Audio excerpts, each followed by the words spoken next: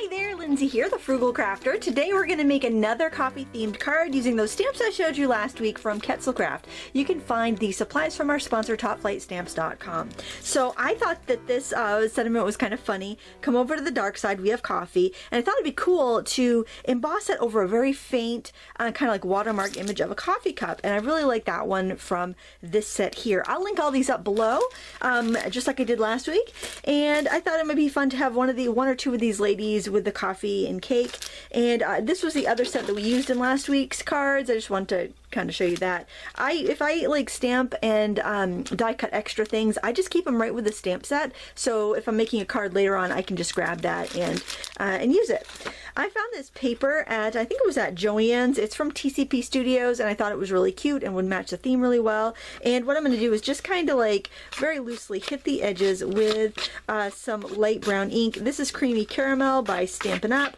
Any sort of pale brown ink is going to be fine for that. Basically, I want just a light brown ink. I also made a 5x7 card base out of a heavyweight cardstock that I got from Michael's. I like their heavyweight cardstock a lot. I've got a piece of Nina cardstock here that I'm going to stamp on, and I'm going to start by stamping the coffee cup in that creamy caramel ink. So it's not super dark. Now these, my Stampin' Up! Ink pads are a few years old. They're the old felt style, so I do have to kind of rock them around a little bit to get a good even coverage, but that's fine. And then I'm just going to stamp it in the middle of this panel because I want to make sure I have plenty of room for die cutting in a little bit. Now when I am using actually any ink, but especially a dye ink, I like to give a few seconds for the ink to transfer from my stamp to the paper. So that's why I hold it here. Just 2 fingertips of pressure. If you want to give it a little bit more push, you can. I don't put foam on my stamps usually because it takes up less space for storage and it's cheaper. I just take some Aliens, tack it over and over, thin it down with a little bit of water, and then I paint it on the back and let it dry, and then I can peel and stick them to any of my acrylic blocks. Alright, we've got a beautiful image here. So now what I'm going to do, because I am planning on embossing, I want to make sure my paper is super dry before I do that. I'm going to be using VersaFine Onyx Black for my embossing, and I'm going to use black embossing powder because I didn't have a glossy brown. Those baked enamels that I used last week would be fun, but the only brown I had was the one with the flocking on it, and I was afraid I wouldn't get a crisp enough image.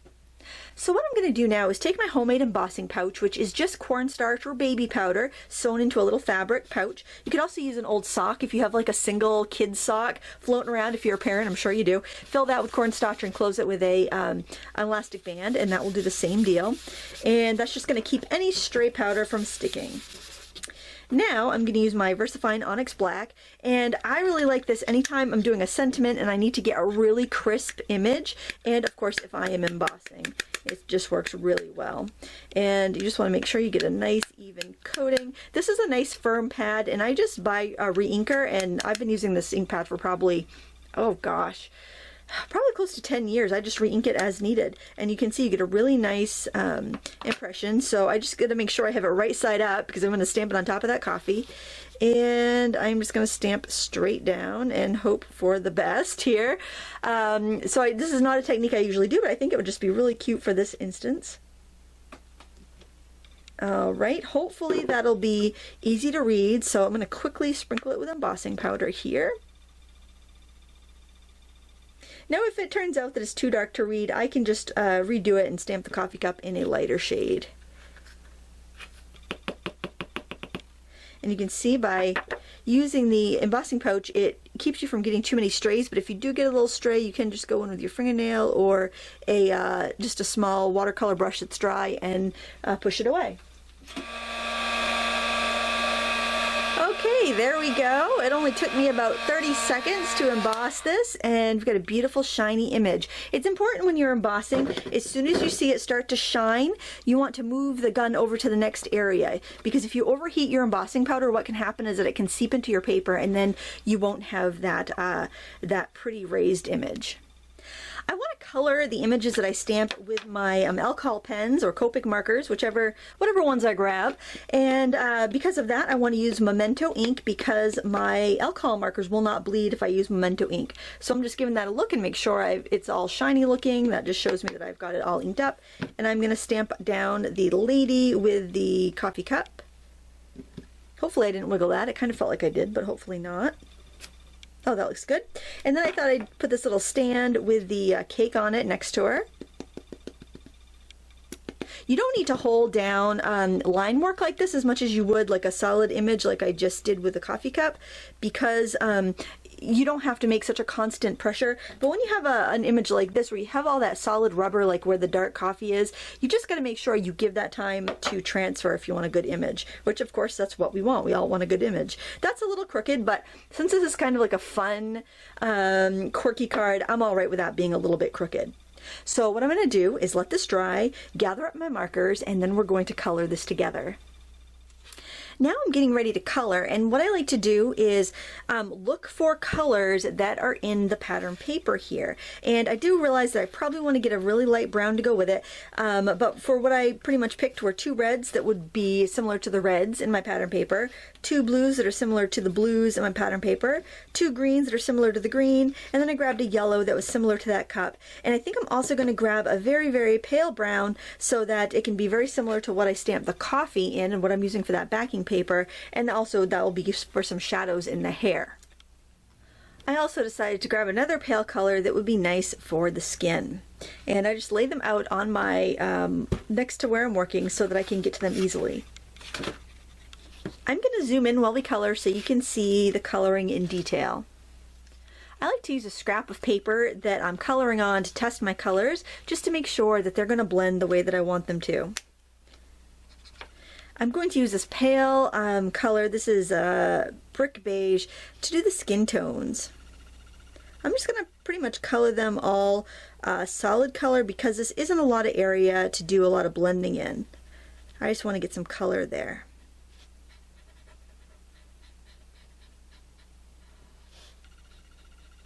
The markers that I'm using are a combination of Copics and Blick Studio markers. You can use whatever brand you like with whatever type of brush tip you prefer.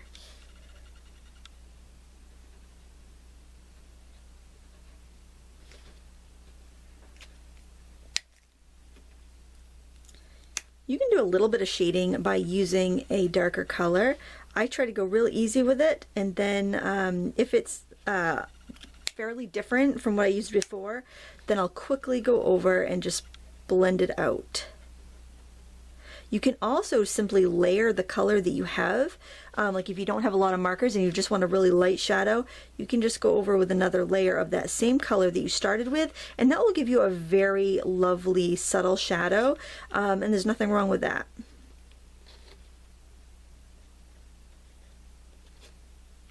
If you want to give a little bit of blush to the cheeks but you don't have a pale pink, what I recommend you do is take your clear acrylic stamping block. You can dab on a little bit of like red, so you make kind of a little bit of palette. Pick it up with that really light skin tone color that you were using, and then you can use that to add that to the cheeks.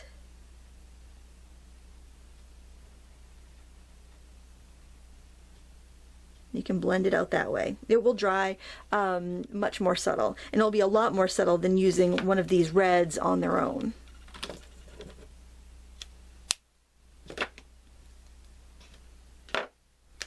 For the hair, I'm going to go in with that same darker color that I used to shadow the skin, and I'm just going to put in some shading.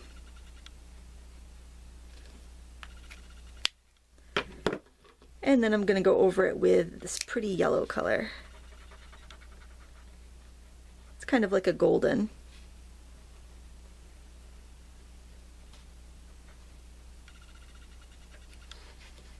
I'm also going to put this on the icing area of the cake.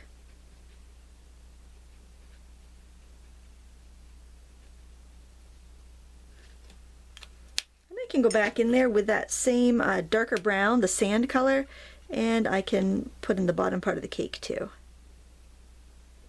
Just try to keep reusing the colors as much as you can, and that will give you some nice harmony in your artwork. Another thing I wanted to mention is that I am not, like usually if I'm coloring, I have my face really close to what I'm coloring, so if I might go a little out of the lines and it might not be very detailed because this is a pretty small image and my I'm sitting kind of far back. I'm also going to give her some red shoes because that's fun. And a red teacup, or coffee cup actually. And a red headband. Red earrings too, why not? There we go. Red necklace. Let's go to town with the red, it's pretty. Okay, I also have some green and blue, so I think I'll do her outfits in the green and blue. Now the two greens that I'm using, there's a bit of a jump between the colors. Here they are blended out right here. So I think I'm actually going to start by coloring the entire, I think I'll do her top. I'll color the entire top with a lighter color, then I'll go in with a darker one to shade while it's still wet. Oftentimes I like to go in with a dark first and then blend it out, but that's if my colors are closer together. I'm working on Neenah cardstock, the Neenah Classic Crest. It's different than the Neenah you get at like Target or Walmart. It works really well for blending. You can find it at a lot of specialty stamp stores or even Amazon online. I buy it by the ream because it is my favorite marker paper, and I like to have it on hand, and it's a little cheaper that way. But you can always buy it a few sheets at a time, and sometimes your local copy center will have this. I can just kind of go over the whole thing and blend it with a lighter color. It's real subtle, but I think it looks nice. And for the blue, we've got Robin's Egg Blue and Light Blue. Light Blue is a little bit darker. Since there is a bit of a jump, I am going to color it all with a Robin's Egg Blue first. And then I will add my shading with the light blue. Light blue is darker than Robin's Egg Blue. And like I said before, use the colors you have on hand. Mix brands, there's nothing wrong with that. It's not going to hurt anything. Once you start down the road of full setitis, you're in trouble. I know from experience.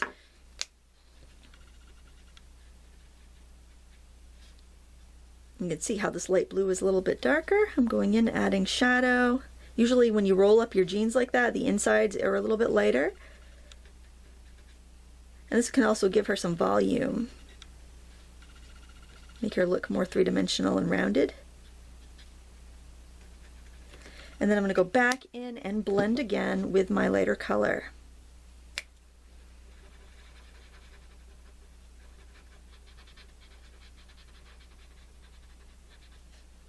I'm going to leave the cuffs alone. I'm not going to go over them again because I want them to be a little bit lighter.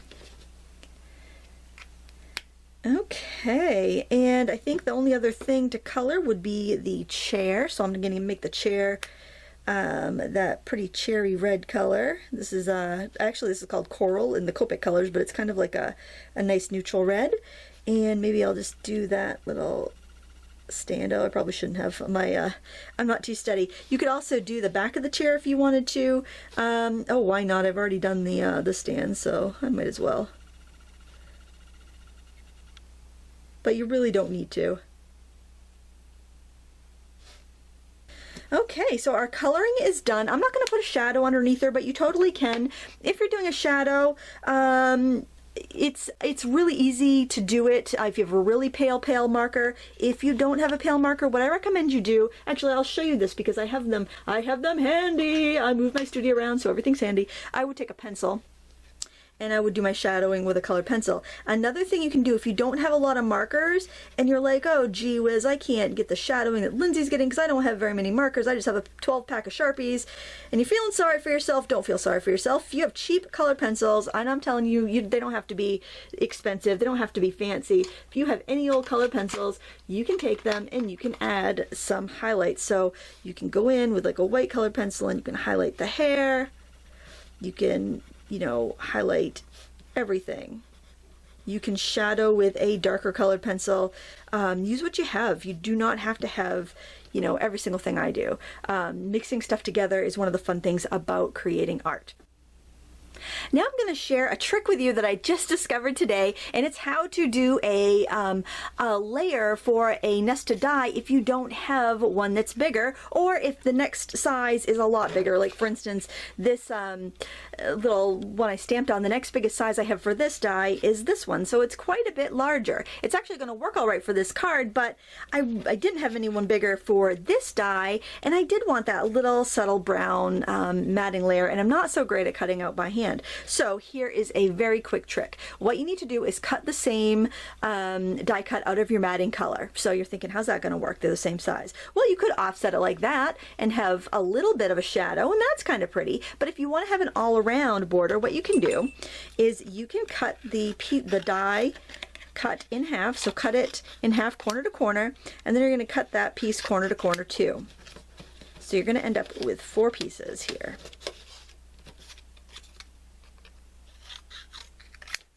Then what you want to do is put some adhesive on the back side of your die here, your first die cut. And I find this a little bit easier because you can kind of see where you're working. And then what you're going to do is you are going to get yourself the size that you want here. You're going to just line them up behind and press it into the adhesive. Now, of course, it's not going to be, you know, absolutely perfect, because where you have the little indents there, where you cut it, that's obviously not going to have a little backing, but it just kind of disappears behind there, so it's really not that big of a deal. And I think that's a great solution whenever you have either you just have one die cut and you don't have anything that you can, you know, cut another one from, you don't have the next size up, or the next size up is just too big. So this will give you just a really nice matting layer. And I mean, you don't really notice that it's not exactly the same. I think it looks fantastic.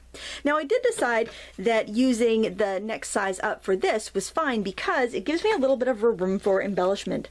I haven't used my baker's twine much lately, so I thought it'd be kind of fun to use this as an embellishment. So what I'm going to do is I'm going to wrap it around a few times here just to give me a little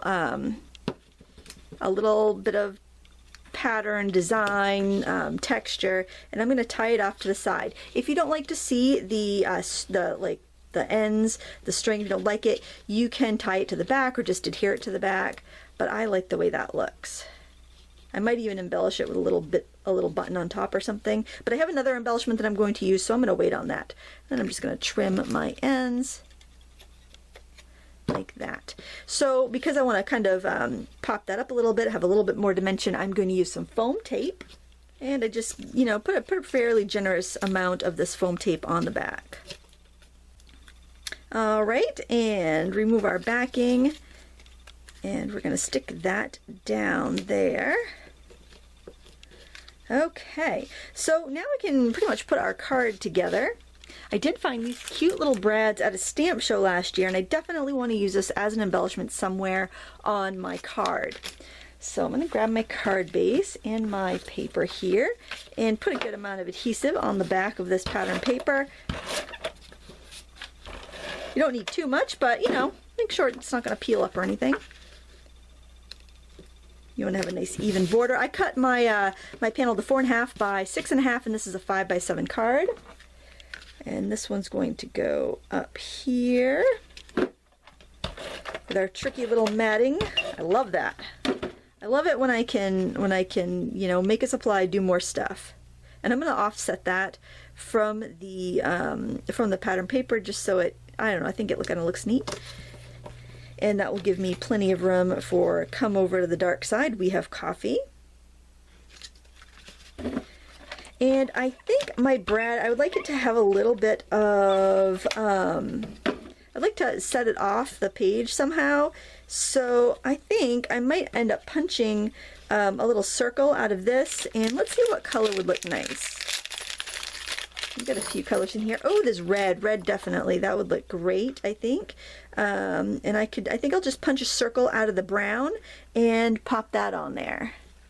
So I just had a couple brainstorms here. With the white mug, I could take my brown alcohol marker and color in the coffee. So I'm thinking I might use that one instead of the red. I'm not sure. But the other brainstorm I had was that these are nesting dies, and there was a tiny little flourished one that I could actually use as the backing for my embellishment. And then I thought, oh, wouldn't it be cool if I had like little steam coming up from the coffee cup? And then I see that on this stamp there is steam from a coffee cup. So I'm hoping that if I use a marker to ink that up, I can actually get the steam and those coffee beans. So I cleaned my stamp so that hopefully there's no ink left over from my other stamping, and I'm just going to color these with a water-based marker. This has got to be your water-based ones, not your not your alcohol ones. And then I'm actually gonna leave this facing up. I just want to make sure that I've got plenty of ink on there. I'm gonna leave this facing up, and I'm gonna stamp on the smooth side of this because it should stamp a little bit better, and hopefully we get a nice little backing for our embellishment. That would be really, really cool if that works out, so hopefully it does. Well, the steam's a little lower than I was hoping it would be, but you know what? I think it's gonna be fine. Let me just poke a little hole in there for the bread. Let's see, the bread's pretty high, so poke that hole in there. It's not as cool as I thought it was going to be, but let's let me just try coloring in my little coffee beans here.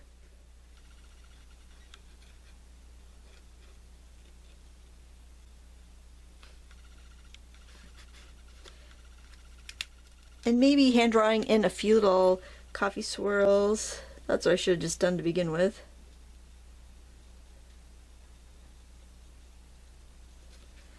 Oh, that's alright. I think that's fine. And there, we'll have that embellishment to go right there as well. I'm gonna go over those lines just because they seem a little wimpy compared to the line I stamped. Alright, and I'm going to adhere that with foam tape. I kind of think I would like it up here, but I really don't want to cover up that cute percolator, so I am putting it down here. Otherwise I would have it up a little higher because I just really, I like having things overlapping other things. I think it looks nice. So now I'm going to go in with red, and I am going to put a little heart on the coffee cup because I think that would be really cute. And you know, I really liked the thought of having red. And this will probably take a couple coats. That is the darker red, the cadmium red. They'll also just give a little bit of that on a few spots up here, maybe on a couple of those little cherries.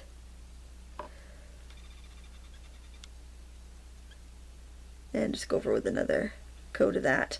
And that's pretty much it. It's not a terribly difficult card, but we did some fun techniques such as making our own skinny layer, you know, wrapping with a baker's twine, and I love the double stamping with the lighter ink and then over stamping a sentiment. You have to make sure you have enough difference in color and value in order for that to be legible. I think it's a lot of fun, and it would be a perfect card to send to a girlfriend that you want to catch up with again. Maybe you want to meet for coffee at a bookstore and it's just been a long time, and this is a great way to invite them and show that you care. I will have a link to all these supplies that I used in the video description.